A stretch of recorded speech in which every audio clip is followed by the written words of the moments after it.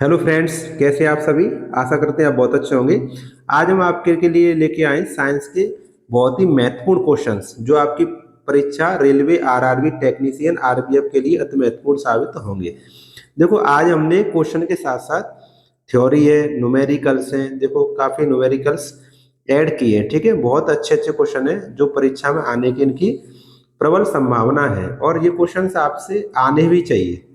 ठीक है, तो देखो, हम स्टार्ट करेंगे इसमें साइंस के क्वेश्चंस।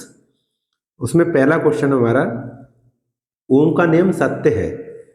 तो इसमें ऑप्शन है पहला हमारा, केवल धात्विक चालकों के लिए, केवल अधात्विक चालकों के लिए, केवल अर्धचालकों के लिए और सभी के लिए। तो आपको बता दें कि ये जो ओम का नियम है वो केवल और केवल धात्विक चालकों के लिए सत्य माना जाता है। केवल धात्विक चालकों के लिए सत्य माना जाता है। ठीक है, ओम का नियम। अच्छा, अब ओम का नियम होता क्या है वो भी सीखेंगे हम। देखो, ओम का नियम, ओम का नियम है किसी चालक की भौतिक अवस्थाएं जैसे लंबाई है, परिच्छेद का क्षेत्रफल है, चालक का पदार्थ है, ये अपरिवर्तित रहे, यानी बदले ना। तो चालक में बहने वाली धारा है वो चालक के सिरों के बीच विभवांतर के अनुक्रमानुपाती होती है। यानी अगर हम धारा का मान बढ़ा दें तो उसके सिरों के बीच विभवांतर बढ़ जाएगा, और धारा का मान कम कर दें तो उसके सिरों के बीच विभवांतर कम हो जाएगा। उसे कहते हैं अनुक्रमानुपाती। अगर एक को बढ़ाएं तो दूसरा भी बढ़ जाए, कम करें तो कम हो जाए। ठीक है। अच्छा, तो इसमें देखो, हमें v प्रोपोर्शनल आई के पता है ना। तो प्रोपोर्शनल को उठाते हैं तो कोई कांस्टेंट लगाते हैं, तो यहाँ पे आर लगाएंगे। यहाँ पे क्या लगाएंगे हम, आर। तो आर हम ज्ञात करना है तो आई का भाग लग जाएगा, यानी हमारा हो जाएगा, हमारा बन जाएगा आर बराबर बी बट्टे आई। ठीक है, यही हमारा ये फॉर्मूला लिखा हुआ है, आर बराबर बी बट्टे आई। आर क्या है, यहाँ पर नियतांक है, इसे प्रतिरोध कहते हैं, इसका मात्रक ओम होता है। देखो, ओम लिखा है। ठीक है, ओम का नियम समझ में आ गया। Next question. नेक्स्ट देखो, इसी फॉर्मूले, ये जो फॉर्मूला मैंने बताया था आर बराबर वी बट्टे आई, उसी पर आधारित एक ये न्यूमेरिकल्स हमने ऐड कर दिया है इसमें। वो लिखा है, किसी चालक तार में बहने वाली विद्युत धारा 2.5 एम्पियर है, तो तार के सिरों के बीच विभवांतर 10 वोल्ट हो तो तार का प्रतिरोध ज्ञात करो। तो आर बराबर हमारा फॉर्मूला होता है वी बट्टे आई। वी का मान हमारा 10 है, 10 वोल्ट, और धारा का मान 2.5 है, 2.5। पॉइंट उठाएंगे तो एक जीरो बढ़ जाएगा, ऊपर 100 उड़ जाएगा, नीचे 25। 25 का भाग करेंगे 100 में, 25 चौका 100, 4 ओम आ जाएगा, 4 ओम। तो हमारा ऑप्शन नंबर बी सही हो जाएगा इसमें, 4 ओम। ठीक है, नेक्स्ट क्वेश्चन। अब देखो, क्वेश्चन हमारा, किसी चालक तार में विद्युत धारा का प्रवाह होता है। विद्युत धारा है वो किसके कारण से बहती है चालक तार में।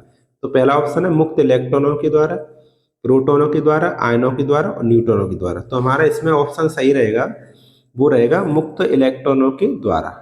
ठीक है, मुक्त इलेक्ट्रॉनों के द्वारा। आगे और भी न्यूमेरिकल्स, आप हमारे साथ जुड़े रहे इसी तरह से।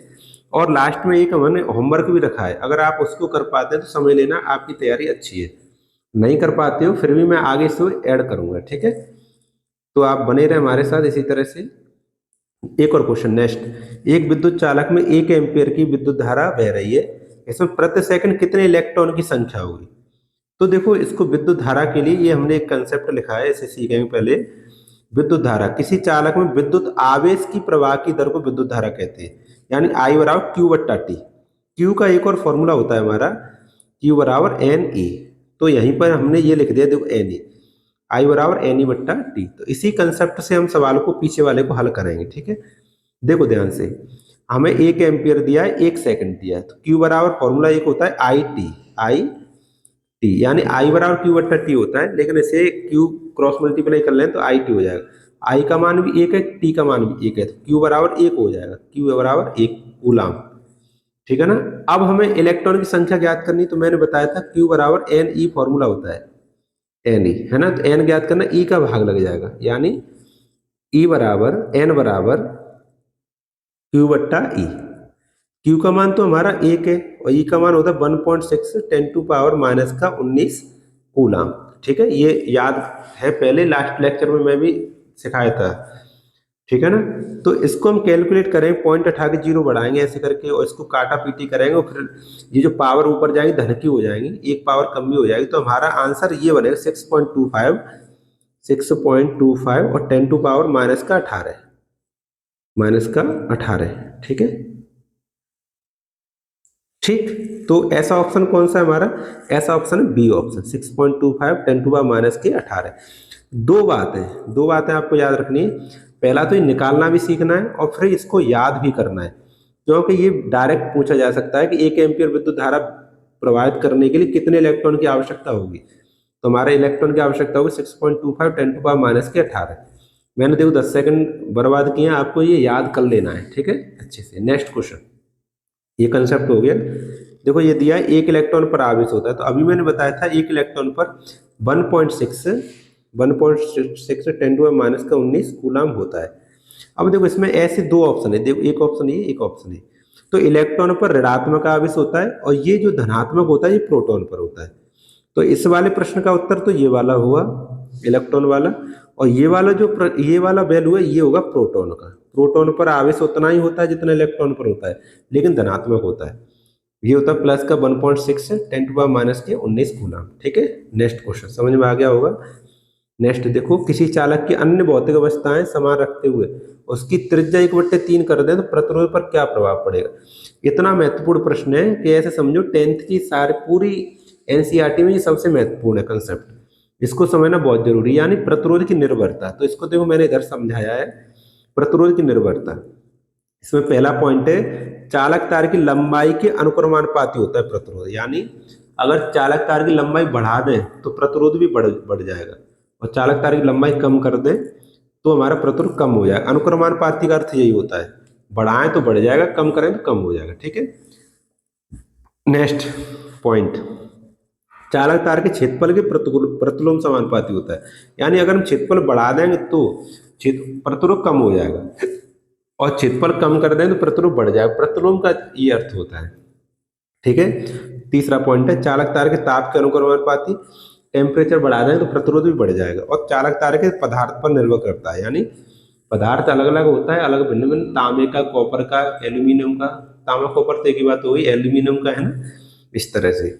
आगे ये मैंने फॉर्मूले भी लिखे हैं, आर बराबर रो एल बट्टा ए, पहला फॉर्मूला है। दूसरा रो बराबर आर ए बट्टा एल, क्रॉस मल्टीप्लाई करेंगे तो यहाँ रो क्या होता है, ये विशिष्ट प्रतिरोध होता है, प्रतिरोधक तक कहते हैं इसे।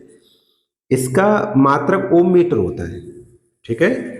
इसका मात्रक क्या होता है, ओम मीटर।